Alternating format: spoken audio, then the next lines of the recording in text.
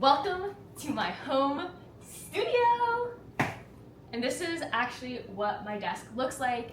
My home studio is usually packed away, and it's in this box here. You can see my little you can see my Shure sticker here, which is for my microphone. My audio face is in here, my audio interface is in here, and my pop filter. Usually I have my MIDI keyboard set out on the desk, but we also have some instruments on my right-hand side that I get to use and play around with and just bring over here once I'm in the mood. So let's get into what's in this box. First thing is my audio interface. It's the Volt One from UAD. This is what I use to record things into my DAW, Ableton. So my mic, my bass, the piano, I use this. It is one input only, but I usually record alone and that's enough. And it's around $149 right now. Usually I set it up on the left-hand side of my laptop. Next thing I grab is the Cloud Lifter to give me some nice extra gain on the mic so you can hear me.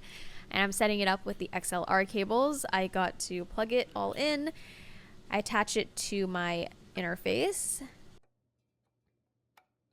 I'm just rewrapping these cables because they got a little bit messy and getting them tangled sucks. So just making sure that they are kind of wrapped a little neatly before I plug in my microphone. So I'm just making some space on my desk, and it's hard to fit everything on one desk, but somehow I managed to do it. I'm grabbing my microphone now, which you're listening to. Oh, hello. It's the Shure SM7B, which you've probably seen on a lot of podcasts. It is a dynamic microphone, and it specifically needs the Cloud Lifter for that extra gain. And I really like it because my living room is not treated, and it's really forgiving and rejects a lot of sound. And I liked it a lot on my voice when I was at school. Now I'm going to just plug it in. I haven't set up my mic arm yet, so I just sing like this. Next thing I do is I take USB-C.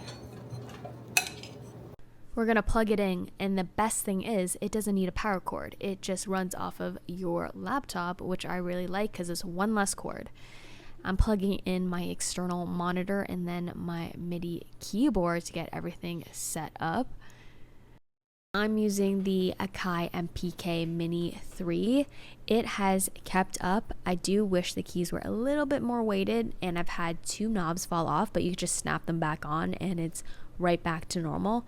And so far I didn't have a need to upgrade, so I am still using it, and it is a great thing to travel around with. The laptop I'm using is a 16-inch M1 MacBook Pro, and then behind it I have my external display, which is a BenQ display I got off of Amazon.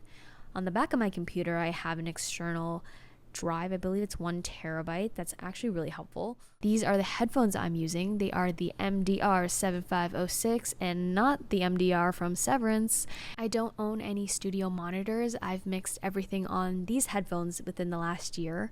I also use Sound ID to help make the frequency response a bit more flat as well. To plug my headphones in, I need a 1/4-inch adapter. Every music producer needs one. I'm just screwing it on and then just putting it right there so I can monitor my singing and I can hear everything coming out of Ableton. This is me in action at my desk. I'm recording into Ableton with my microphone right now. And honestly, sometimes I take this setup into my bedroom as well because it just feels more cozy. I feel like I can be more vulnerable in a way, and like nobody's there. It's just a really safe space. So this is the benefit of having a really small setup. You can just kind of transport it anywhere in your apartment, or honestly you could probably take a lot of this to go as well. But here it is all together. Look at me singing into Ableton.